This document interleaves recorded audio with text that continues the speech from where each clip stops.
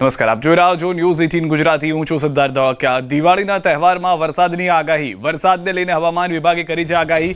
5 દિવસ દક્ષિણ ગુજરાતમાં વરસાદની આગાહી છે. સુરત, તાપી, ડાંગમાં વરસાદની આગાહી કરાઈ છે. વલસાડ, નવસારીમાં પણ વરસાદની આગાહી કરવામાં આવી છે. દમણ અને દાદરાનગર હવેલીમાં પણ સામાન્ય વરસાદની આગાહી કરાઈ છે. અન્ય જિલ્લામાં વાતાવરણ સૂકું રહેશે.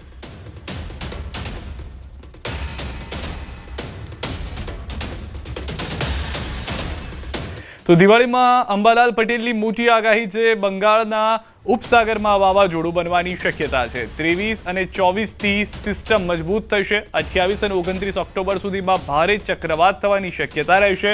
પવનની ગતિ 100 થી 150 કિલોમીટર પ્રતિ કલાક જેટલી રહેશે. બંગાળ ઉપસાગરમાં 23 અને 24માં એક વાવાઝોડું આકાર લેતું જોવા મળશે. 28 અને 29 સુધીમાં આ વાવાઝોડું ભારે ચક્રવાતમાં ફેરવાઈ શકે છે. બંગાળ ઉપસાગરમાં ભારે વરસાદ થઈ શકે છે. 19 ઓક્ટોબરના દિવસે વાવાઝોડું અરબી સમુદ્રમાં આકાર લેતું જોવા મળશે તેવું અંબાલાલ પટેલ તરફથી આગાહી કરાઈ છે. અરબ સાગરમાં તારીખ 19મી ઓક્ટોબરથી એક સિસ્ટમ મજબૂત બનશે. વેલમાર્ક લો પ્રેશરમાં ફેરવાશે અને ધીરે ધીરે આ હલચલ મજબૂત જોતી જોવા મળશે. પરંતુ તે પછી જોવા જઈએ તો બંગાળ ઉપસાગરમાં એક સિસ્ટમ બની રહેશે. આ સિસ્ટમ મજબૂત છે અને ભારે ચક્રવાત બની શકે તેમ છે. આ અંગે લગભગ તારીખ 23-24માંથી બંગાળ ઉપસાગરમાં સિસ્ટમ બનવાની શક્યતા રહેશે અને આ સિસ્ટમ લગભગ ચક્રવાત બનીને દક્ષિણ પૂર્વીય તટો પર ખબર લઈ નાખે તેવી બનશે. લગભગ 100 કિલોમીટર ઉપરનો પવન ફૂંકાશે અને ક્યારેક 150 કિલોમીટર પર અવરના પણ પવન ફૂંકાવાની શક્યતા રહેશે. આ સિસ્ટમની અસર જે છે એ દક્ષિણ ભારતમાં થવાની શક્યતા રહેશે અને દક્ષિણ ભારતમાં આ સિસ્ટમ પ્રવેશ કરશે. લગભગ આ સિસ્ટમ 28-29 તારીખ સુધીમાં વધારે સક્રિય રહેવાની શક્યતા રહેશે. અને હવે વાત મીઠાઈ પર ચાંદી નથી, એલ્યુમિનિયમ છે ની.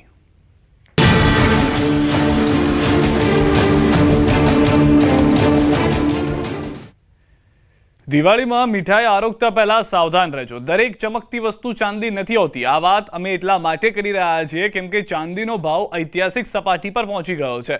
ત્યારે શું દરેક મીઠાઈના વેપારીઓ તેમને ચાંદીના વરખવાળી મીઠાઈ આપતા હશે? તેવો સવાલ ઊભો થઈ રહ્યો છે કે માર્કેટમાં મળતી ચાંદીના વરખવાળી મીઠાઈ વેપારીઓને કેવી રીતે પોસાય છે?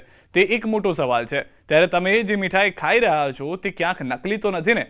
તો ચાલો જાણીએ શું છે ચાંદીના વરખની ખરી હકીકત વિશે.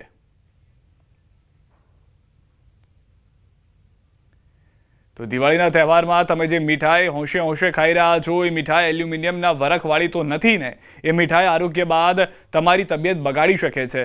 મીઠાઈઓ પર અસલી ચાંદીના વરખને કેવી રીતે ઓળખવું તે જાણવું મહત્વપૂર્ણ છે. અમે તમને જણાવીશું કે નકલી વરખવાળી મીઠાઈ કેવી રીતે ઓળખવી. જે નકલી વરખવાળી મીઠાઈ છે તે એલ્યુમિનિયમ જેવી ધાતુઓ સાથે મિશ્રિત કરવામાં આવે છે જેથી સરળતાથી ફાટતું નથી. નકલી વરખ તેજસ્વી પણ થોડી પીળી ચમક હોય છે. નકલી વરખ હાથ પર ઘસતા જ ફાટી જાય છે. નકલી વરખ કઠણ પણ હોય છે. નકલી વરખને સળગાવતા તે બળી જાય છે. તો આ પ્રમાણે તમે જાણી શકો છો કે તે નકલી છે કે અસલી.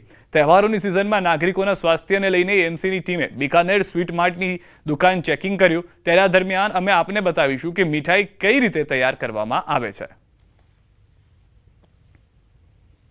દરેક દેખાતી પીળી વસ્તુ સોનું નથી હોતું. એ જ રીતે દરેક દેખાતું સિલ્વર એ ચાંદી નથી હોતું. એક તરફ ચાંદીનો જે ભાવ છે એ ઐતિહાસિક સપાટી પર પહોંચ્યો છે ત્યારે આ વખતે જે મીઠાઈ છે તેમાં જે રીતે ચાંદીના પરખની જે મીઠાઈ સૌથી વધુ ખવાતી છે, મેં ખાસ કરીને કાજુ કતરી, એ દરેક નાનાથી લઈને મોટા માટે એ પસંદ હોય છે એ કાજુ કતરી. પરંતુ આપ જોઈ શકો છો કે ચાંદીની વરખ છે તેમાં પણ અલગ અલગ પ્રકારની ચાંદીની વરખ આવતી હોય છે. તેમાં પણ એલ્યુમિનિયમ હોય અનેક ડુપ્લિકેટ વસ્તુ ઉપયોગ થતી હોય છે કારણ કે ચાંદીનો જે ભાવ છે તે સતત વધી રહ્યો છે અને ચાંદી છે તે અત્યારે તે સપાટી પર અને સૌથી હાઈએસ્ટ તેનો ભાવ પહોંચી ગયો છે.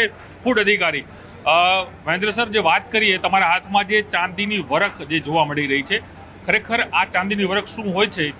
ખાવા માટે કેટલી ફાયદાકારક હોય છે અને જે ડુપ્લિકેટ જો આ ચાંદી મળે તો કેટલી હાનિકારક આ ચાંદી હોય છે? અમદાવાદ મ્યુનિસિપલ કોર્પોરેશન દ્વારા હાલમાં દિવાળીના તહેવારોમાં મીઠાઈનું વધારે પ્રમાણમાં વેચાણ થતું હોય છે. જેના અનુસંધાનમાં અમદાવાદ મ્યુનિસિપલ કોર્પોરેશનની ફૂડ વિભાગની ટીમ દ્વારા અલગ અલગ મીઠાઈ બનાવતા, નમકીન બનાવતા, બેકરી પ્રોડક્ટ બનાવતા જે કારખાના અથવા વેચતા વેપારીઓ છે ત્યાં હાલ ચેકિંગ હાથ ધરાઈ રહ્યું છે અને જરૂર જણાય તો ત્યાંથી નમૂના લેવાની પણ કાર્યવાહી કરવામાં આવી રહી છે. હાલમાં એક્ઝામ્પલ તરીકે કાજુ કતરી છે, કાજુ રોલ છે, એમાં ચાંદીના વરખ વપરાતા હોય છે. ચાંદીના વરખનો અત્યારે ભાવ છે એ હાઈ સપાટી ઉપર છે, જેના કારણે વેપારીઓ જો ડુપ્લિકેટ વરખ વાપરતા હોય તો એની સમયે કોર્પોરેશન લાલ આંખ કરી રહ્યું છે. જો ચાંદીનો વરખ છે આપણે જ્યારે હાથથી મસળતા હોઈએ, સમજાવો અમને કઈ રીતનું જે ગ્રાહક પણ ચાંદી આજે કાજુ કતરી લેવા જાય સાહેબ, તો ત્યારે એને શું કાળજી લેવાની છે કે તરફને માપી શકે કે આ ખરેખર ઓરિજિનલ સિલ્વર છે? જો ચાંદીનો વરખ જ્યારે હાથમાં લઈને આમ તમે જ્યારે મસળતા હોય અને એ જ્યારે છૂટો થઈ જતો હોય, એકદમ છૂટો થઈ જતો હોય તો એ ઓરિજિનલ છે. અને જ્યારે એની ગોળ જો પિંડી બનતી હોય તો એ ઓરિજિનલ ચાંદીનો વરખ નથી, એ આપણે નરી આંખે જોઈ શકીએ છીએ. ઓકે, એટલે ચાંદી જે રીતે આપણે જ્યારે કોઈ વ્યક્તિ ગ્રાહક જ્યારે પોતાનું સ્વીટ લેવા માટે પહોંચે ત્યારે એને બે વસ્તુ ખાસ ધ્યાન રાખવાની હોય છે કે જે ચાંદીની વરખ હોય છે તે પોતે જ્યાં ઘરે પોતાના હાથે ટેસ્ટ કરી શકે. એટલે ફરી એકવાર મારા દર્શકોને બતાવશો કઈ રીતે એ વ્યક્તિ જેને એ પારખી શકે કે તમે જે લઈ રહ્યા છો તે મીઠાઈમાં કેટલું સિલ્વર છે. કાજુ કતરીની ઉપર જે વરખ લગાવવામાં આવે છે એને હાથમાં લઈ અને આ રીતે તમે જ્યારે મસળશો તો એના પાર્ટિકલ છે એકદમ છૂટા પડી જશે. તો બિકાનેર સ્વીટ માર્ટના મેનેજરે કહ્યું કે અમે ચાંદીનો વરખ દિલ્હીથી મંગાવીએ છીએ અને ચેક થયા બાદ જ તેનો ઉપયોગ કરાય છે. છે બધા બહુ ખૂબસૂરતી ઉજવે છે. દર વખતે વધારો થાય છે બધી વસ્તુમાં, ભાવ પણ વધારો છે અને સેલ પણ વધારો થાય છે અને બહુ સારું છે.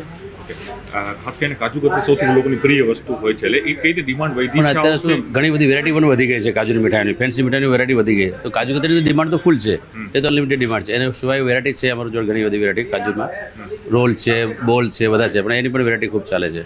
ઓકે, ખાસ કરીને કાજુ કતરી ઉપર જે વરખ લાગતી છે સ્વીટ ઉપર ખાસ કરીને, તો એ આ વખતે ચાંદીનો ભાવ જે ઇન્ક્રીઝ થયો છે એટલે હાઈ ઉપર ગયો છે, તો એમાં કેટલી અસર આપણે જોવા મળે છે? એની ઇન્ક્વાયરી અથવા એની સેલમાં કોઈ ડિફરન્સ જોવા મળ્યું છે? નહીં, કોઈ સેલમાં ડિફરન્સ જોવા મળ્યું. ઓકે, બરોબર છે. એટલે એ જે ચાંદીની વરખવાળી સિલાઈ છે એનું ફૂલ સેલિંગ અત્યારે થઈ જ રહ્યું છે? હા, ચાલુ છે, થઈ રહ્યું છે. કોઈ આવી ઇન્ક્વાયરી કરે છે મોંઘી થાય એમાં કોઈ? સમગ્ર મામલે તબીબે દાવો કર્યો કે આ નકલી વરખવાળી મીઠાઈ સ્વાસ્થ્ય માટે જોખમી છે. આ મીઠાઈ ખાવાથી કિડની, લીવર પર અસર કરે છે અને ફૂડ પોઈઝનિંગ પણ થઈ શકે છે. હવે એલ્યુમિનિયમનું વરખને લીધે મગજમાં નુકસાન થઈ શકે, થોડી મેમરી લોસ થાય, ઉલટી ઉપકા થાય, ડાયરિયા થાય, હાડકાં નબળા થાય, લાંબા ગાળે આવી ઇફેક્ટ થઈ શકે છે. અને એ જ